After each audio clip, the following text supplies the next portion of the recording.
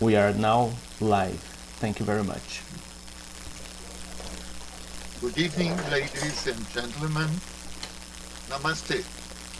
It is a pleasure and an honor to welcome today, on behalf of the Brics study group of the University of São Paulo, His Excellency Ambassador Suresh Reddy of India, that has agreed to talk to us about India's presidency of BRICS 2029. Allow me to give a few information about the curriculum vitae of Ambassador Suresh Reddy. Ambassador Reddy assumed charge as Ambassador of India to the Federative Republic of Brazil on 13 September 2020. Ambassador Reddy has had a distinguished career since he joined the Indian Foreign Service in 1991. He has served in Cairo, Muscat, Abu Dhabi, and Islamabad, and later as India's ambassador to Iraq and Asia. Ambassador Reddy also served as Special Envoy of Government of India to Iraq from June to December 2014, addressing all issues relating to safety, welfare, and evacuation of Indian nationals. In the ministry, he has held sensitive and crucial positions, including as Head of Office of Minister of State for External Affairs, and has been engaged with the neighboring countries of Bangladesh, Myanmar, Sri Lanka, and the Maldives in different capacities, including as Desk Officer, Director General. He also established and headed the first Asian Multilateral Economic Relations Division, and in that capacity was instrumental in establishing the BIMSTEC Secretariat, while also looking after ASEAN, ACD, and APEC, Asia-Pacific Economic Cooperation related issues.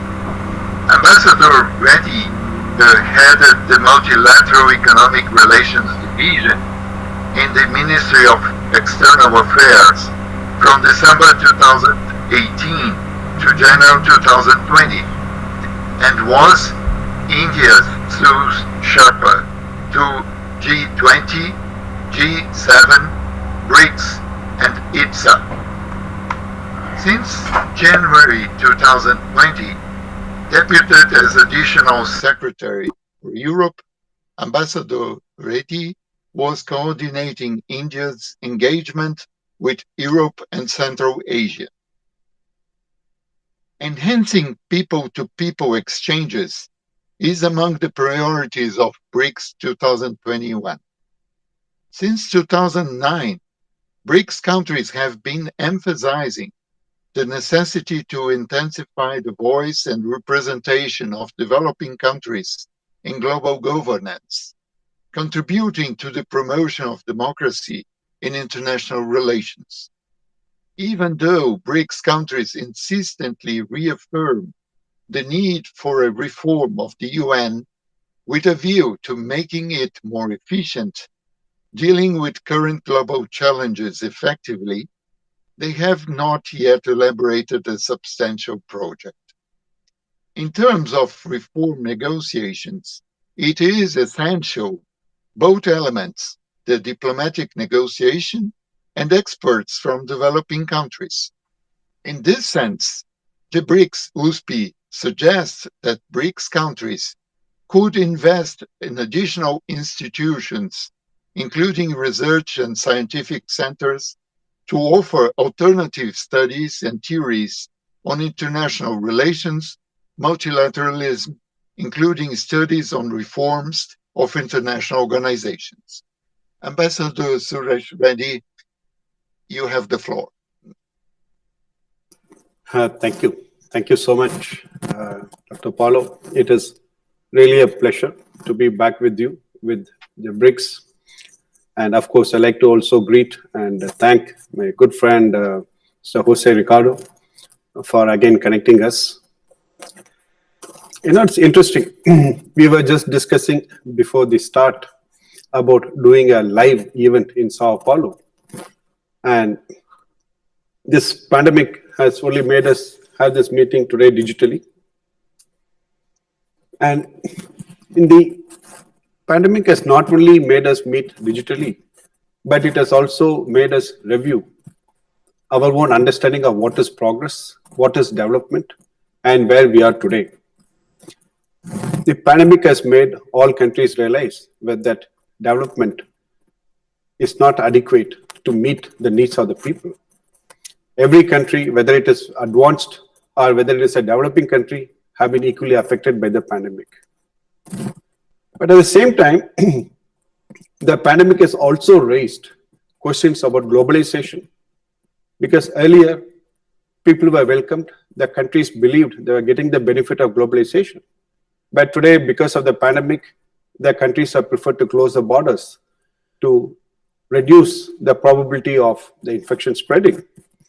And it has also raised questions about the value of multilateralism itself. It has sharply pointed out to the failure of multilateralism.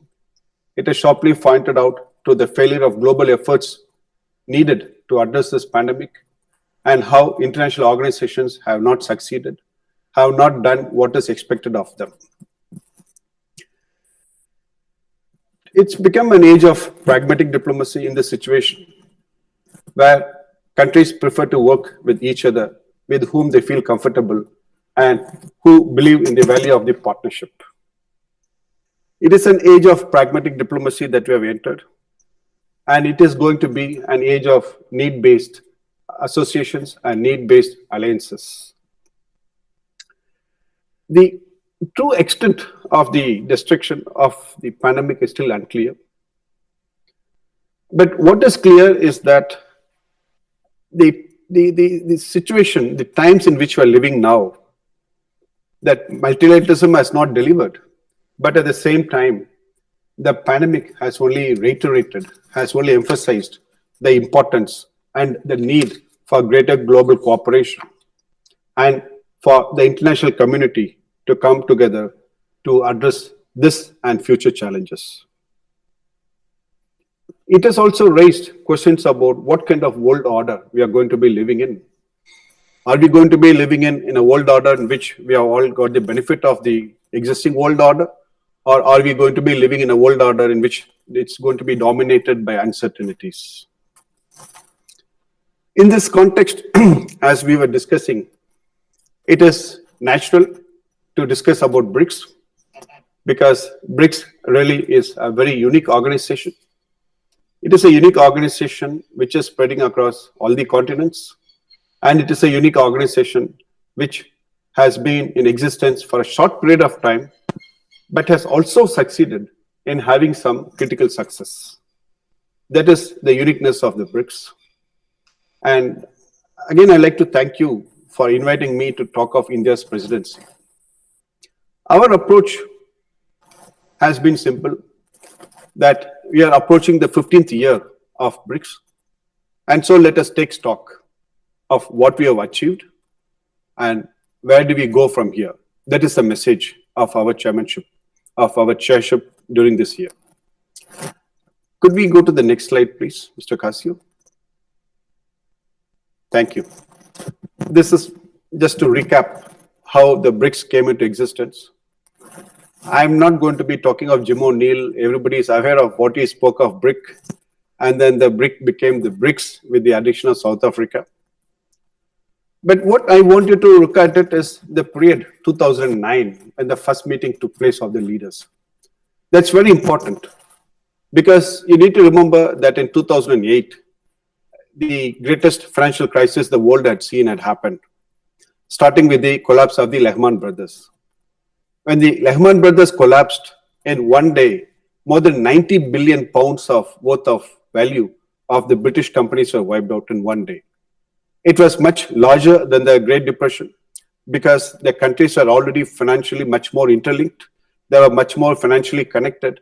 And so the spread of this impact of this crisis was much larger. But what happened in this crisis was something even more damaging, was even more problematic for the developing countries, because the developing countries were the ones which were most affected because of this financial crisis. And the countries which were most affected were essentially Mexico, Argentina, Hungary, some other countries in Africa, were essentially the developing countries which were the most affected. And the countries which were least affected were the US, from where the problem actually started, and followed by France, followed by Germany and Japan. They were the least affected by the financial crisis. So this only reiterated the need for a group of countries which were actually leading the economic growth to come together and to speak up and to protect the interests of the developing countries, so that they do not have a similar situation again in the future. Could we go to the next one, please? Sometimes it is useful to remind ourselves as to what is the uniqueness of BRICS. If you see, we have been talking of the Asian century, we have been talking of the economic shift, but the fundamental point is that for the past decade plus, the economic growth has been produced only in the BRICS countries primarily. It's the BRICS countries which have been leading the global trade. It is the BRICS countries which have been leading the economic growth. It is the BRICS countries which have been leading employment generation. And they've also been leaders in technology.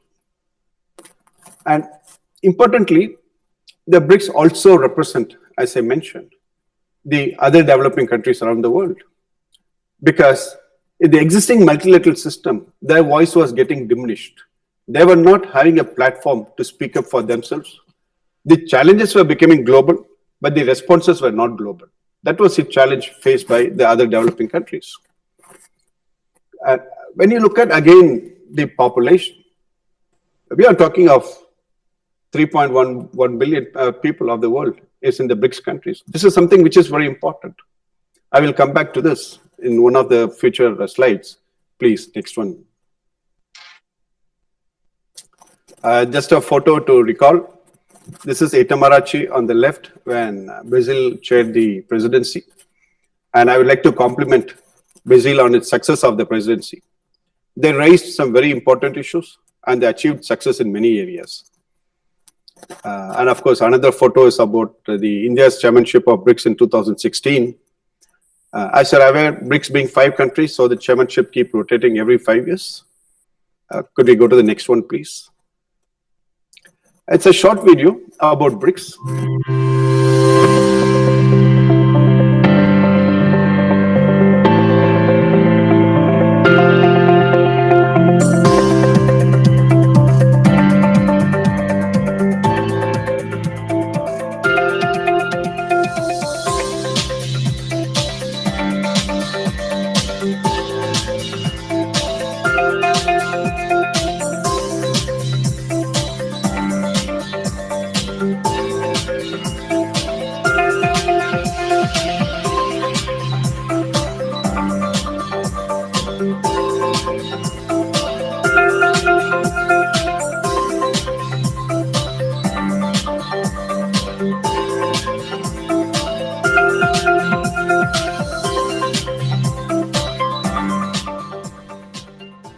2021 में अपने अध्यक्षता के दौरान हम BRICS के तीनों स्तंभों में इंट्रा ब्रिक्स सहयोग को मजबूत करने का प्रयत्न करेंगे।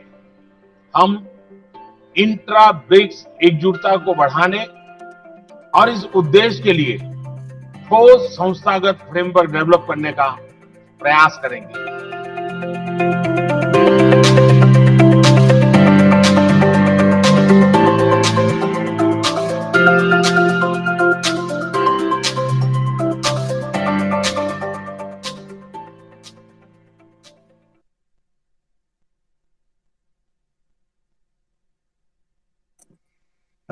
Thank you. You know, the BRICS, they have something like about 120 meetings in a year, covering almost every sector of cooperation possible. Of course, they have the summit level meeting with the leaders, and then they have the ministerial meeting, they have the Sherpas meeting, and then they have the different sectoral DGs and other secretaries and vice ministers meeting. This is only a sample of some of those areas of cooperation. But as you can see, it is quite a rich area of cooperation which is there. And that has been one of the key areas of success of BRICS, that it brings the best possible to the table and allows all the 5 countries to cooperate and benefit from this cooperation. Could we move to the next slide, please? As I think the video had actually summarized what is our chairmanship, the theme of our chairmanship, and as you mentioned, it is continuity, consolidation, and consensus. And importantly also, the vision for the next 15 years. Continuity, because we need to continue our cooperation in those areas. But consolidation also because time has come to take stock of what we have achieved and how to undertake a reform of the BRICS process. Because evidently the way it has been functioning can be improved upon, and that is what we have kept it as the objective. And here I would like to compliment Brazil, because Brazil had initiated that exercise, and now we have made considerable progress. We are going to be giving this task to the BRICS Academic Council, the think tank council, for them to study this and then come back to us with ideas on how we could do this consolidation. And consensus, of course, because one of the important topics which we have been discussing is about reform of multilateral system. And that is a very interesting area. I will discuss that a bit more when we move to the next one. And I also mentioned about a strategy for the next 15 years, in which we have sought inputs from all stakeholders as to how we should look at the BRICS over the next 15 years. I believe that by the time the summit is held, we would have more ideas, more clarity as to how we look at BRICS for the next 15 years. Could we go to the next one, please? Thank you. This is our priority, the reform of the multilateral system, then counterterrorism, then use of digital technology for realizing the SDGs, and of course, the promotion of people-to-people connect. Next one, please. These are the basic principles which govern our reform of the multilateral system. Now, the United Nations is the brand name for multilateralism. It is the United Nations which is identified the most with multilateralism. But the challenge is that evidently United Nations is an institution which is, 75 years old. And it reflects a reality which is 75 years old. It does not reflect the contemporary reality. I mean, today when you look at in the case of Africa, for example, a continent which has more than 50 countries and a large population and a large economy, but it is not represented in the Security Council. And the same thing when you look at the size of the other economies, many countries have become larger than the existing members of the UN Security Council. And so there's a legitimate need for reforming the multilateral system to reflect today's realities. This reform is not only on the political front of the United Nations, but also on the economic front, which is the Bretton Woods institutions. Because the reform in the Bretton Woods institutions is even more critical, as actual economic growth has happened globally, and this needs to be reflected in the decision-making process within the Bretton Woods systems. That is why it's critical that we push for and make these reforms happen in the near future. Could we go to the next one, please?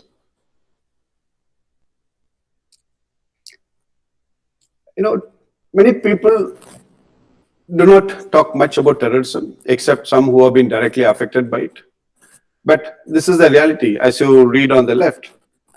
I mean, terrorism, that's a violence which you saw what happened in Syria. It's a violence which kills the society. It's a violence which actually kills a country. And it's a reality that we never know when it is going to strike us.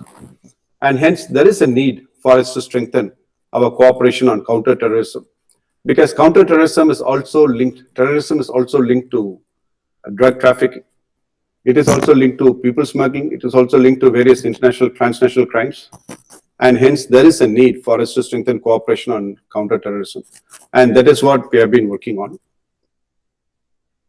That's why it's one of the priorities, because India has been one of the biggest victims of terrorism globally. Can you go to the next one, please?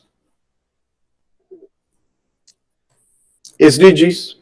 If you remember, when we saw the first slide about the population of the world, the BRICS population, I said that it is we who need to realize the SDGs first. It is India, Brazil, South Africa, China who needs to realize the goals of the Sustainable Development Goals. Only then the world will be able to realize the SDGs, because we have the bulk of the population. So till we don't realize the SDGs, evidently the world will not be realize the goals. And that is why this becomes critical, that we work together to realize these goals. And we also use the technology available to us to realize these goals. And in the case of India, that is what we have done. We have used the digital technology to accelerate the development process. We have taken government to the people's doorstep by using digital technology. We have allowed the youth to be part of the new age economy. We have empowered the women in the society by using digital technology. And essentially, we have enabled every citizen of the country, whether he is living in the village or whether he is living in the city, to have access to the same service from the government. As you're aware, in the past, only the people living in the urban areas used to get access to the government service. But today, thanks to digital technology, both are same. Whether you're living in the urban area or living in the villages, both have the same access. But the pandemic has also only accelerated this process. In a way, I should say that it's as if India has been preparing for the pandemic with our own digital technology program, with our own digital technology initiative, that today every village in India is able to access, for example, telemedicine. They're able to do work from home comfortably because of the strong broadband connectivity which has been built within India. This is what we want the rest of the world also to take benefit of. Could we go to the next one, please?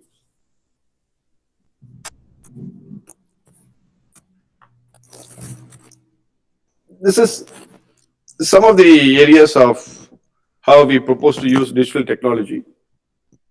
This is only some areas, just a small indication.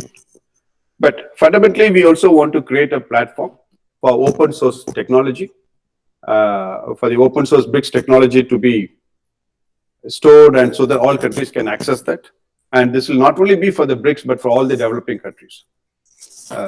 Remember, we are providing the voice, we are providing the experience for the other developing countries also. We are providing them the platform to take advantage of our experiences and our success stories.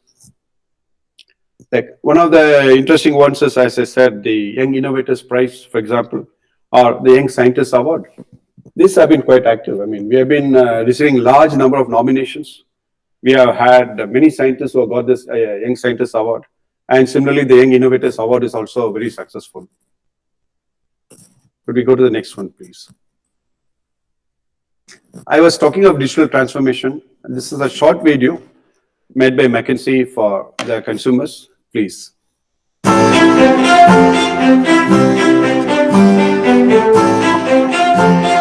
India is the second largest market in the world for digital consumers and growing fast. It had 560 million internet subscribers in 2018, twice as many as in 2014.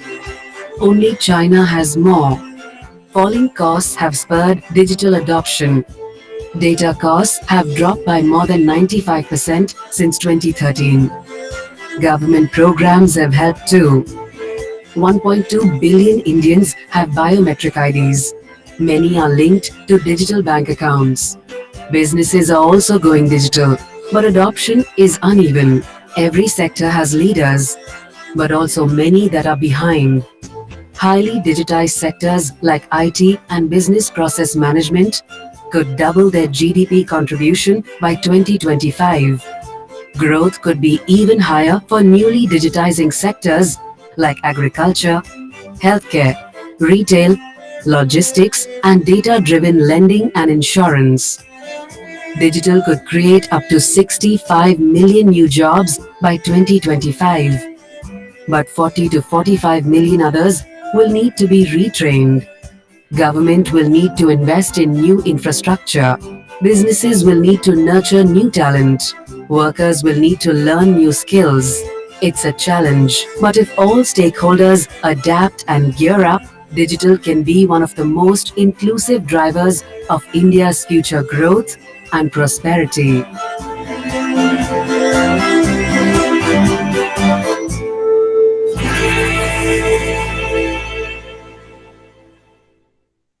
Thank you. Next one, please.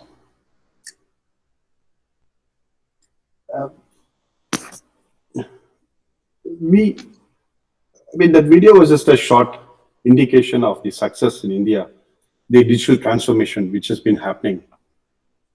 A good indicator of that was that when we initiated lockdown last year, within the first month, the number of telemedicine consultations went up.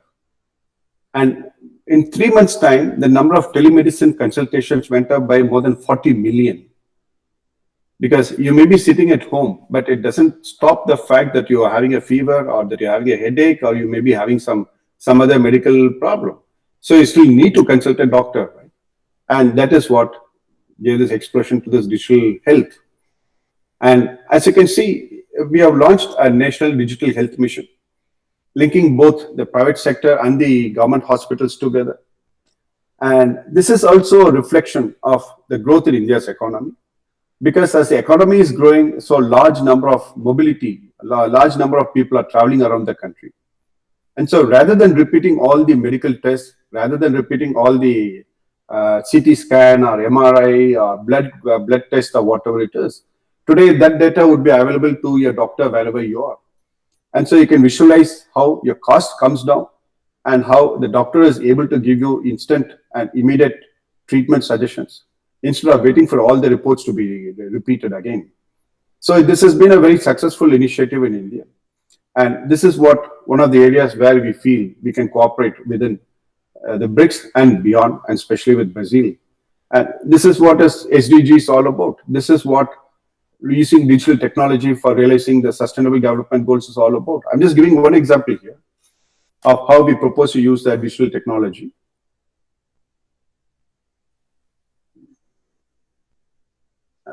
Could we go to the next one, please? This has been one of the success stories of BRICS. It has really strengthened the people-to-people connect. It has strengthened the academic exchanges. And as Mr. Paulo was mentioning before, wherever he has gone, he has found that people have developed a better understanding of the other members of the BRICS countries. And that is something which is very heartening to hear. Because like in India, for example, we conduct a BRICS internship program. We invite 5 candidates from the different countries to participate annually. They get to do an internship on a subject of their choice. And similarly, we have regular academic exchanges.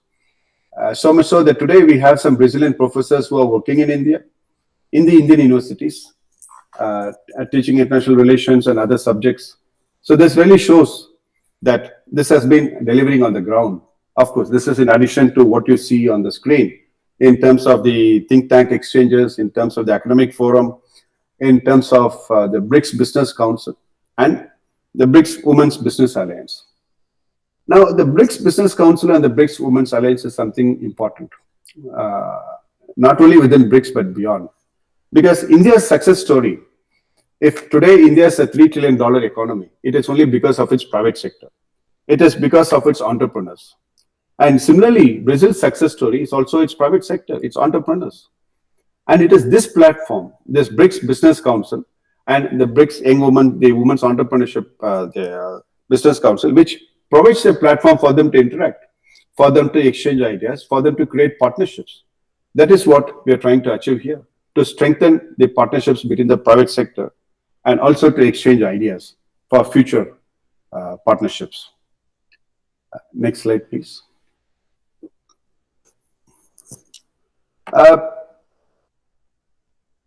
Sorry, the previous slide. Yeah, okay. The next one, please. Next one. Yeah, thank you.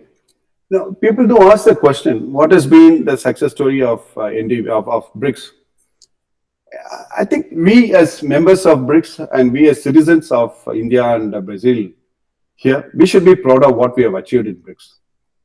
Because the last time we had such an institution that was established was years ago. This is the first time when a group of developing countries have come together and then they have established a global multilateral lending institution. This is the first time that this has happened, number one. Number two, this has also been the shortest time frame it has taken for the bank to be established. And number three, please note that in 2014, the agreement was signed. And then in less than 5 years, the bank has already approved 72 projects after its establishment. And it has already given a loan of $25 billion. And also during this COVID period, it has committed to giving $10 billion as assistance. And we have already received, Brazil and India have already received more than $1 billion each as assistance for the COVID-related recovery activities. So this has been actually really a success story of BRICS. And this is evidently going to be expanded to cover all the other developing countries also. And it has already started to give funding for some projects in Africa, for other African countries. And going forward, naturally, it will be giving more funding for other countries. And we need to be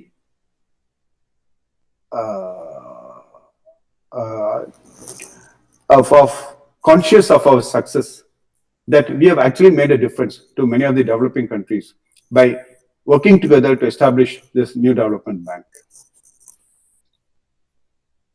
Could we go to the next one, please? I was talking of the success of the Brazilian presidency. I think this is a good reflection of a good summary of the success of the Brazilian presidency.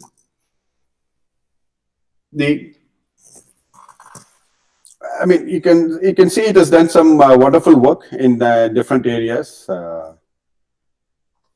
It has created, for example, the BRICS Institute of Future Networks, BRICS.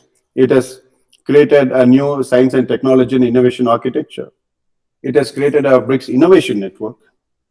And of course, it has also introduced funding for TB. And it has strengthened the counterterrorism cooperation. And it has also promoted alliances between the trade and investment promotion organizations. So it is very multifaceted outcome, multifaceted success of Brazil, but this is only a short summary. It is much more than this, evidently. Could we go to the next one, please? This has been, in a nutshell, what has been the success of BRICS. If you see, as I said, it is we are talking of the multilateralism reforms. We are talking of the success achieved in of course, the NDB, which I already mentioned. And there is another area which is not well known, which is called the contingency reserve arrangement. Under this contingency reserve arrangement, any of the BRICS countries can turn to each other for financial assistance up to $10 billion. That is something which is really a very successful arrangement, though it has not been really tapped into. But this gives a comfort to any country that in terms of a crisis, they can turn to this arrangement for that. And I already mentioned about this cooperation, etc. But importantly, I would say one of the big success of Brazil, of the BRICS, is that it has become the stakeholder in the 21st century agenda. It has ensured that the developed countries do not ignore the developing countries, and that the concerns of the developing countries need to be taken on board. That has been one of the important success of BRICS going forward. Today, when you look at, we are again going back to this question of what is the new age, the agenda for the 21st century. Let us look at, again, link it with the reforms process. Number one, today we are talking about reforms of the WHO. Number two, we are talking of reforms of the WTO. And these reforms are what? At whose expense? At what kind of reforms are we talking about? So it is important that the developing countries continue to be an important part of this dialogue, continue to be an important part of the outcome process, and continue to shape this agenda. But the reality is that the developing countries by themselves also cannot. That is where the role played by BRICS becomes critical. That we provide the voice for the developing countries and we ensure that their interests are protected. Whether it is in the WTO reform process, or whether it is in the WHO, or whether we are even talking of the United Nations Security Council. Time has come that the developing countries take the rightful place in shaping the global agenda for the 21st century. And this is also important because we were talking of the SDGs. Sustainable Development Goals are for which countries? These are for the developing countries. So the agenda for the 21st century is being set for the developing countries. But how are we going to realize it? We need to cooperate together. We need to make sure that we get the technological advancement. We get the technological access to technology to support realization of these goals. We need to have access to funding to again realize these goals. But how are we going to realize those two, access to technology and access to funding? Today, when you look at the discussion which is happening on climate change, it is again countries like Brazil, India, and China, which will be coming under greater pressure from the international community for doing more on climate change. But the challenge is, where is the funding going to come from? How are we going to become carbon neutral if we don't get financial assistance and if we don't get financial support? That is where we have the challenge. And how do our industries become more efficient, less energy consuming, less polluting industries, unless we have access to technology? Again, access to technology is linked to financing. That is why this becomes critical, that we work together in shaping not only the agenda of the 21st century, but the outcomes of the 21st century, the agenda of the 21st century. Can we go to the next one, please? I was earlier talking of the need for a stronger partnership also between India and Brazil and within BRICS. I was also talking about the need for a stronger partnership between the private sector of both countries. I mean, today India is about $3 trillion and Brazil is about $2 trillion. So the combined partnership is what, about $5 trillion. But the ground connect on the ground between the private sector does not reflect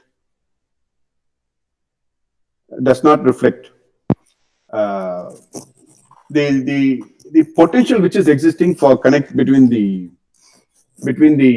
two countries. Number one. Number two, Brazil does not know India. Okay, that is what I find wherever I go. Brazil knows India in the sense like a historical sense, but it really does not know the growth which has happened in India. It has not understood what is today's India is all about. And partly the distance and partly the language. And I would say that this is also true of India, that Indians do not really have a full understanding of what Brazil is. We do not really have a full understanding of the success of the Brazilian private sector. And this has also limited the potential for partnership, this information gap. Now, that is what we are trying to address here. We are trying to encourage the private sector on both sides to actively look at each other for multiple reasons. One, where is the market going to be? Today, if you are talking of Brazil being the largest exporter of agricultural products or being commodities, it is India which is going to be the market of the future. It is the market of today and it is the market of the future, because our middle class is the one which is growing the fastest. In 5 years' time, our middle class is going to be larger than Europe, larger than all the other countries combined. And that is where you want to sell your chicken. That is where you want to sell your wine. That is where you want to sell your textiles. Now, the Indian middle class, with the digital revolution, with the digital transformation, it's very easy to reach out to them. Before, you used to wonder, okay, where should I open a retail shop? Should I open a shop in the mall? Should I do this? Should I do that? Today, it's not required. I mean, today we have Indian e-commerce platforms like including the Amazon and Flipkart, which are doing $1 billion sales a day. They're doing $1 billion sales a day, and that is a market which you should be tapping into. But people are not aware about it. And also, Indian companies are some of the big investors in foreign countries. In some countries, Indian companies are the largest employment providers. Indian companies are also the largest shared taxpayers in some countries. And there is great potential for them to come to Brazil and invest in Brazil. And similarly, there's a great potential for Brazilian companies to go to India. That is what I want them to look at. And when we look at the potential which is there between two large economies working together, now Brazil's challenges are very much similar to India's challenges, which is socio-economic growth, meeting the aspirations of the people, and importantly, enabling the people of the country to participate in the new age economy, to prepare for the 21st century. That is what we are now achieving. And that is why we want Brazil also to join hands with us, so that our friends in Brazil will also get the same benefit, will meet the same success. And I'd like to see the video now, please. Mr. Casio, thank you.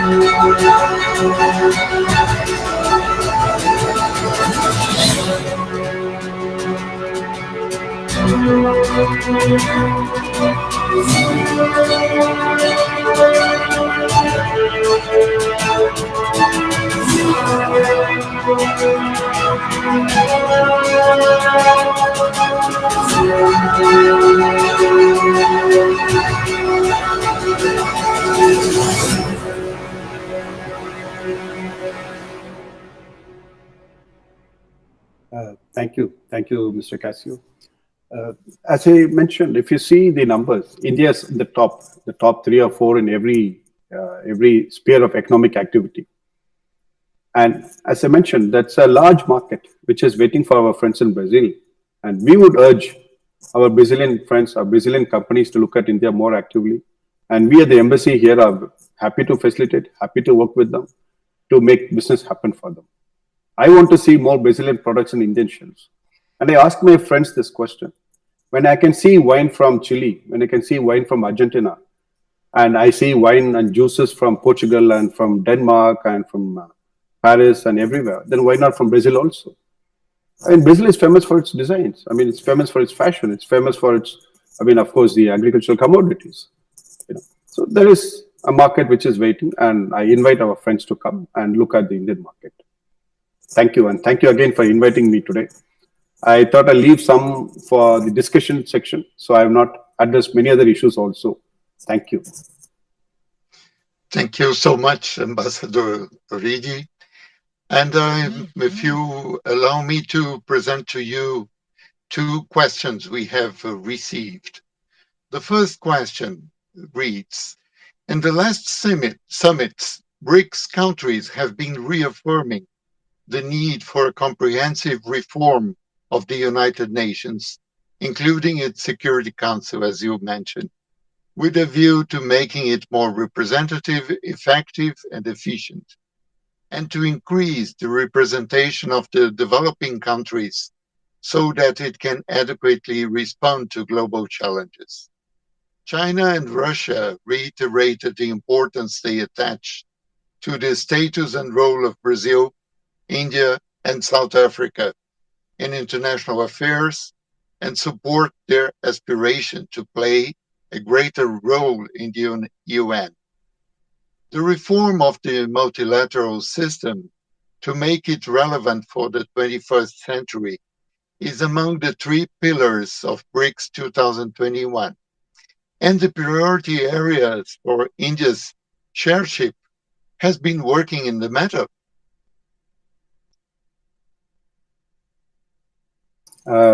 That's a tough question to answer because in a nutshell, we can say it's a work in progress. It is a challenge. How do we agree people who have the power to share the power? It is never easy. People only want to consolidate the power, but they don't. Nobody likes to share the power. That is a reality. That's a human nature. And that is also true in terms of politics, in terms of the international relations, or in terms of the countries approaching their position and status in the global community. We have been discussing, of course, internally, and we are hoping to make some progress with our friends within the group so that we can speak much more forcefully. But also, in a way, this pandemic has only made everybody realize also the need for reforms. That is the reality also. Today, people have recognized that the old way of functioning cannot continue. There are some urgent reforms which are required to be undertaken. Now, we have succeeded in the Bretton Woods institution. In the case of IMF and in the World Bank, the quotas have been reallocated, and members of the BRICS have benefited from that. So it's not that we have not succeeded. We have succeeded in the reform process, number one. And number two, we are also discussing about reforms in the WTO. And we are actively working with other countries, both developing and developed countries. But in the process, we are ensuring that the special and differential treatment, what you call the SDTs, being given to the developing countries is protected so that they don't get impacted at in the process of the reforms within the WTO.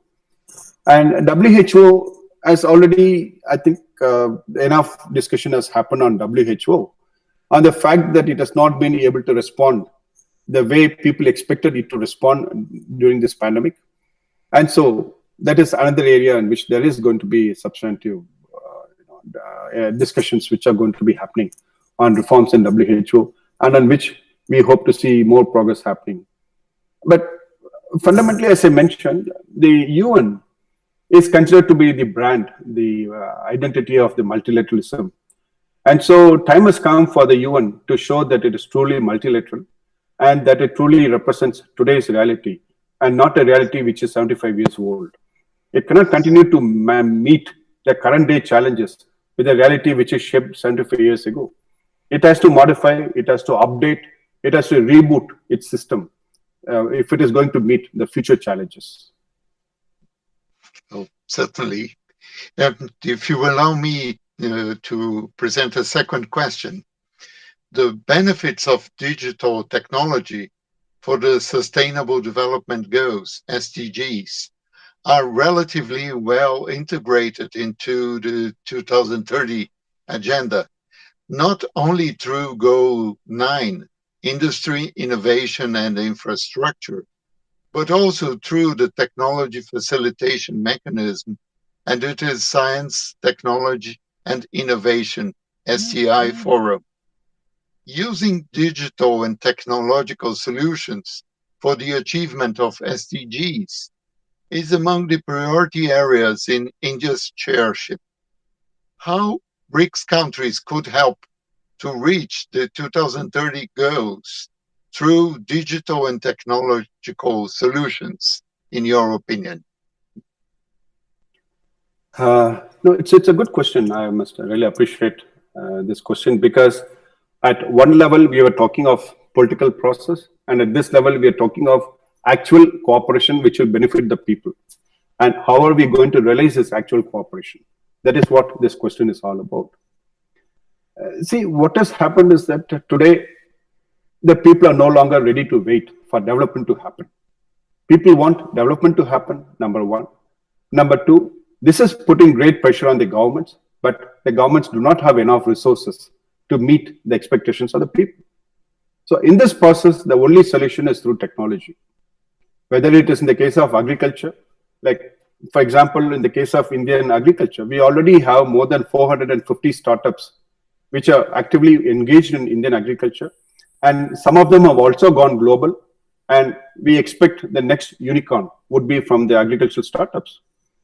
And incidentally, you'll be surprised to know that the last 6 months, we have had 9 new unicorns in India, in spite of the pandemic. That has been the impact of this digital transformation. And last year in the month of October, one of our e-commerce platforms, they got an investment of more than $15 billion in 1 month. It only reflects the size of the market. It reflects the size of the potential which they feel the Indian market has. Now, today I also spoke earlier about the digital health. I'm just giving some examples of how we are using it. When you look at, that is where this Brics, the innovators network, that becomes critical in how we exchange ideas and how we innovate and come out with new solutions. And point here is that we don't want to keep repeating the experiments. Rather, we want to take advantage of the experiments which are happening in each other's country. And in this space, Brazil has got some outstanding institutions. It has actually been a leader in science and technology in many areas, in many ways. Similarly, India has been a platform of success, both in science and technology and innovation. And similarly, China, and similarly, Russia, and South Africa, of course. So there is a lot of potential for us to cooperate. And as I mentioned, not only within BRICS, but also beyond BRICS, take it outside and share it with other developing countries also. Because when we speak not only for ourselves, but we also speak for the others. One critical area is in that of climate change. Because as I mentioned, how are we going to meet the goals of climate change without investing in technology? And hence it becomes critical that we develop technology which is affordable, and we develop technology which is accessible, and we develop technology which the ordinary man can get the benefit of. That is what we are working on, and that is why we need to strengthen our cooperation also.